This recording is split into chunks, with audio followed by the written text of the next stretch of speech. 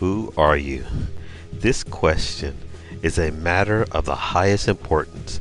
When Jesus came to earth, he claimed that the entire destiny of every man, woman, and child would depend upon how they viewed him.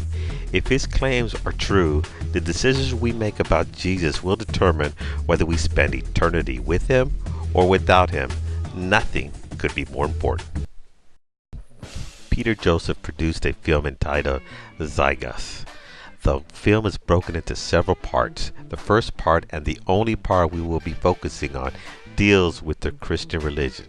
The film specifically argues that Christianity is mainly derived from other religions, astronomical assertions, astrological myths, and tradition, which in turn were derived or shared elements from other traditions. It continues by arguing that the historical Jesus is a literary and astrological hybrid nurtured politically. The work of D.M. Murdoch, author of The Christ Conspiracy, the greatest story ever sold, is used extensively in part one of the movie to argue that the concept of Jesus Christ is a myth and states that the Christ story is a fabrication. She also acted as a consultant for part one of the movie. So now it is time to take a second look at the Zeitgeist movie.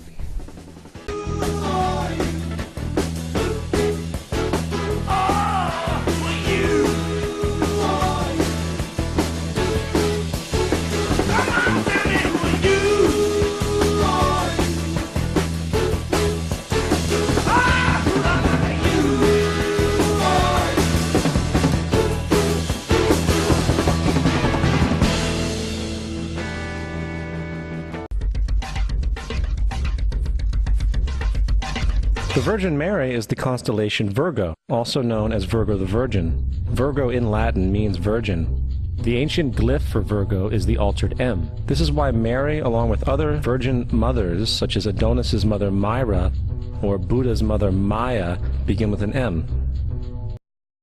The film claims connections between the names, but a problem arises in the mere fact that not every language on earth is written with the Roman alphabet.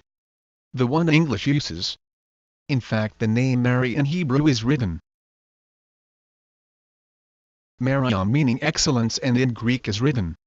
It claims the symbol for Virgo is an altered M, but later contradicts this claim with the following: while it may look like an M, it is actually depicting the arms of a maiden holding a sheaf of wheat. It goes on to say that like other virgin mothers such as Myrrha and Maya, they begin with an M. The mother of Adonis goes by two names, Smyrna or Myrrha. His M theory for obvious reasons will not work with Smyrna, so they prefer to go with Myrrha.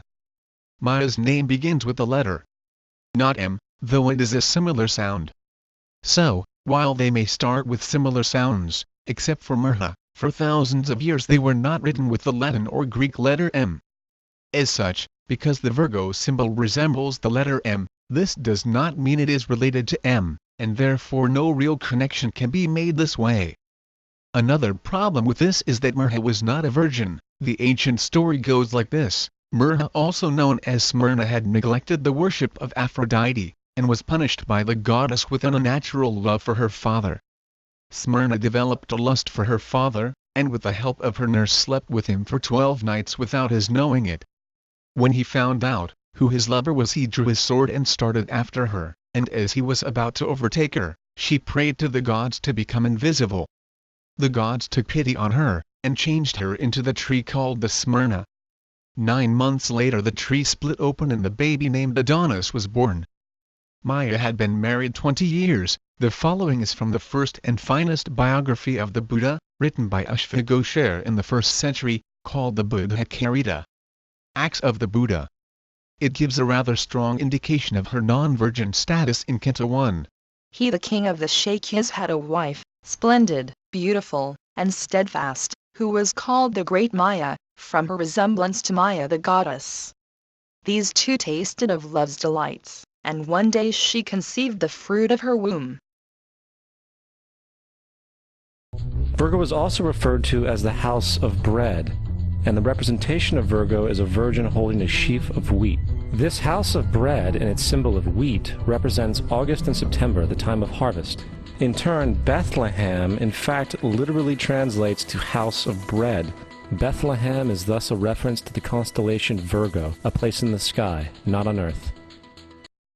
By far one of the strangest claims is that Virgo is also referred to as the house of bread. After several astrology books, searching the internet, and I could not find a source for such a claim. Bethlehem certainly does mean the house of bread. It has nothing to do with the constellation Virgo. It has to do with this region being fertile enough to support both grass and wheat. Hence shepherds and farmers. The filmmaker at this point cannot seem to make up his mind as to whether Virgo really means Mary or Bethlehem. One more thing, there is no basis for concluding that Bethlehem was a fictitious place, which was fabricated based on the constellation Virgo. The existence of Bethlehem is attested by biblical and extra-biblical evidence. First, Hebrew Bible authors prior to the 1st century CE mention Bethlehem. Specifically, Bethlehem is mentioned in Ruth 1:1, 1 Samuel 16:4, and Micah 5:2. Second, the Jewish historian Flavius Josephus mentions that Bethlehem was the location where King David was anointed to be Israel's future king. Josephus writes the following in chapter 8, section 1, of the Antiquities of the Jews. Now Saul, being sensible of the miserable condition he had brought himself into, and that he had made God to be his enemy, he went up to his royal palace at Gibeah, which name denotes a hill, and after that day he came no more into the presence of the prophet.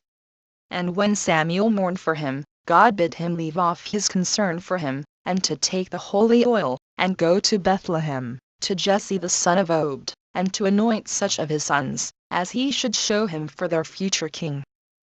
Third, archaeological evidence. In May 2012, Israeli archaeologists have unearthed a 2,700-year-old clay seal with the name of Bethlehem.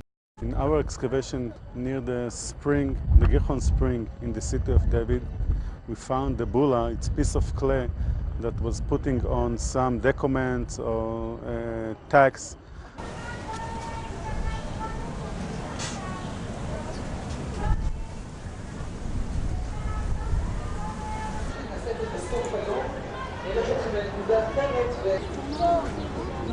And in that piece of clay, we found inscription, and in the inscription we found a name in Hebrew ancient language, and the inscription said that in the 7 years of the king in Judea, in the kingdom of Judea, descend a tax from Bethlehem to the king in Jerusalem.